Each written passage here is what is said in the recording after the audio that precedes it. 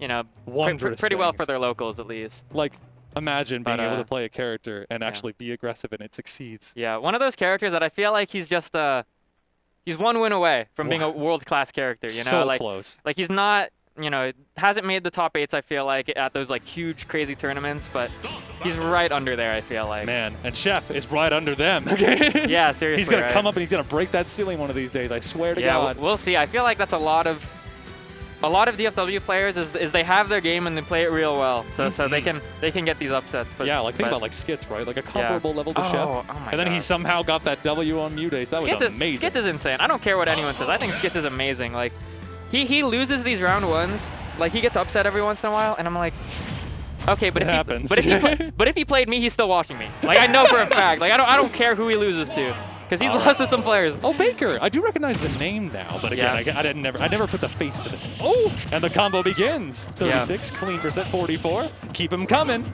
Yeah, but that and, like grazing blow hit. Falco actually loves to fight these floaty characters. A lot of his drag downs work a lot better, like with the fair and the nair. And the more you struggle to land being a floaty character, the easier it is for him to continue the juggle. It's huge. Oh! What did he convert that out of? The side B? Yeah, so that's what gets really ugly about the instant aerial side B. It's basically like safe on shield. It's like -7. And you get combos out of it. The only problem is it's kind of a hard input, so sometimes he messes it up. Precisely. But that's like the price you pay, Yeah, but that's the price you pay for a super duper move, right? Can't have it all. Yeah, unfortunately, but still looking very strong on the second stock already for Baker. I see, like, Chef gets away with these crazy options, right? Like, these crazy unsafe options, dash attack on shield, because they're not ready, because they're so under pressure, but they just want to get out. Oh my God. And he's certainly finding one way out, it seems. Yeah, down. Down and out. Oof. All right. But yeah, this is looking scary for Baker. I feel like, you know, the advantage you have in this matchup is having a bit more range, but when you're getting smothered like this, it really doesn't matter. Yeah, right now it looks like I think a Chef deals a little more heat than a Baker does. Yeah. I noticed the obvious thing there. I'm like, wait a minute, it's Chef versus Baker. The Baker just sets it and forgets it. The Chef is working with the stove. The Chef is in the heat right now. Ooh, he can make it. Yeah, Okay. having a little bit of fun with the recovery. And a little yo-yo action. Hitting his head on the ceiling, getting a little concussion. It's a piece of cake to make a pretty cake. He will not go out without a fight, at least a stock. Yeah, gets the first stock, but I don't know. I feel like Baker, not many chances to play. Not many chances to play. A little handshake like, well done. Game 1 handshake. Good on you. You got it. That's New Mexican tradition right there. That bugs me sometimes when I get a fist bump between games. Dude, yeah. Especially If you're the one that lost, it's the worst. Oh my God. It's always you lose game 1, no fist bump, and then you win game 2.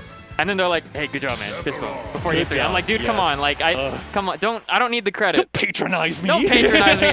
I could have won game 1. No, hey. but this guy was like, as expected of a Baker, it was just a sweet gesture. Yeah. But, and speaking of sweet gestures, going for the switch, I kind of like it. I feel like his biggest problem was being a floaty and not being happy going to the ledge. I feel like he kept having his double jump and trying to use his resources just to land. And Chef was very happy to just up tilt him, juggle him as much as he wanted. Yeah. But If anybody has an up B that can make and as I say that, exactly, trying to go to the ledge, kind of gets 80% of the way there and changes his mind. I do like the mix-up there, though, the way he went above it instead. Yeah, it just worked out because Chef was ready for the shield. As always. I wasn't fielding it, and I'll be honest. Woo! Oh, and all right, the wing's in play. Yeah, the wing is online, and this is... Oh, the air dodge up from the... Oh my goodness! That's the ugliest combo. The rising dare. Yeah, I think that only worked because of how, like, tall Sephiroth is, right? It's one of the most, like, incomprehensible things. They're like, upward, but downward. Yeah. Ooh, another one of these mix-up, but I like the recovery to the platform, but Chef, unfortunately, is ready for it but anyway. The empowered up he has... Get him! Oh, Don't let him get away with it! Gives him a haircut with the F smash. Oh my god. Gives him a head cut, gives him a decapitation! Said, hey, nice forward smash. The stocks, they just go left and right and right and left. I've actually talked to Chef about it a little. He said, like, he loves to sandbag his round 1s. He kind of doesn't care.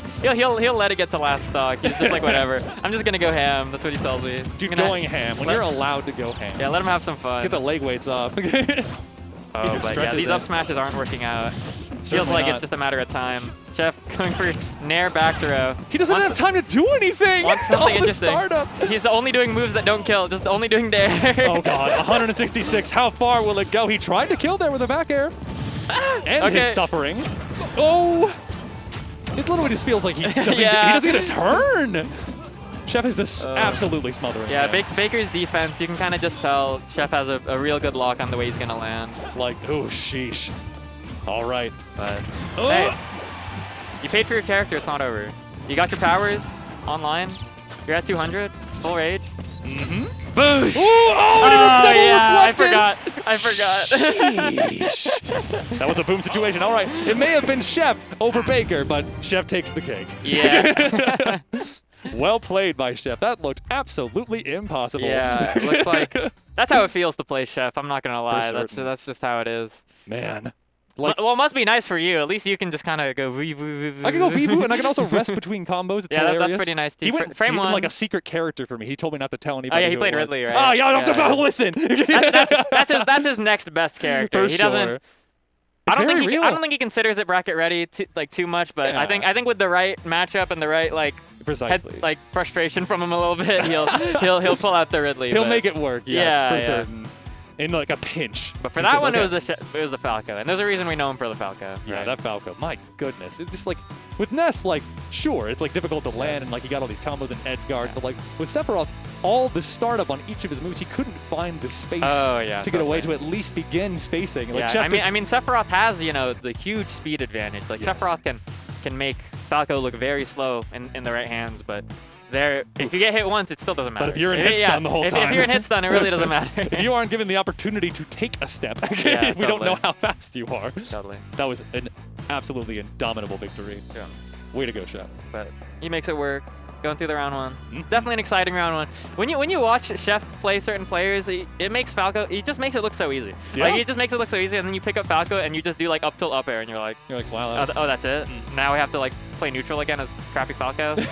This sucks. Secondary Falco's backseat, please. Yeah. No, yeah.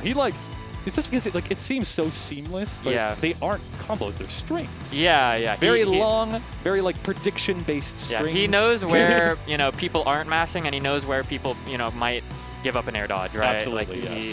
He knows where the gaps in his combos are and where his opportunities are to extend, right? Like as soon as the gap appears, he's just been in that situation so many times. He knows the preferred escape option, especially given characters. I think that's like a big thing that shows for him is he just needed to play more. Like over quarantine, he just needed to play more. He needed to get comfortable with his flowchart with the different combo tree of Falco. Oh, it's and now that he has it like on lock, like it's. Don't watch him fight a Rob. You've heard of flowcharts. If you like Rob, don't watch him fight a Rob, okay? Like, it doesn't look great. We know you exist out there, Rob fans. I know everyone loves Rob. I love Rob. I refuse to watch. I just look away. I just ask for what the score is because it doesn't go well. You're like, usually. I like the people playing him, however. Exactly. We got quite a few Robs these days. But I do like their secondaries that have been appearing. We have Grayson's Mii Brawler. Oh my! And then we have. I don't. That Mii Brawler is crusty. That Mii Brawler is so crusty. It's chopped, but. Yeah, and if you didn't know, on Saturday he finally got a set on Yanni. Oh really? Yeah, he had to play super defensive. Matchup. Definitely. Uncharacteristic for Grayson. Yeah, uncharacteristic for Grayson, playing super. What really tipped it over for me was at the end of Game 4. He was up 2-1. At the end of Game 4. He's on second stock at like 100. Yanni's on last stock at 150.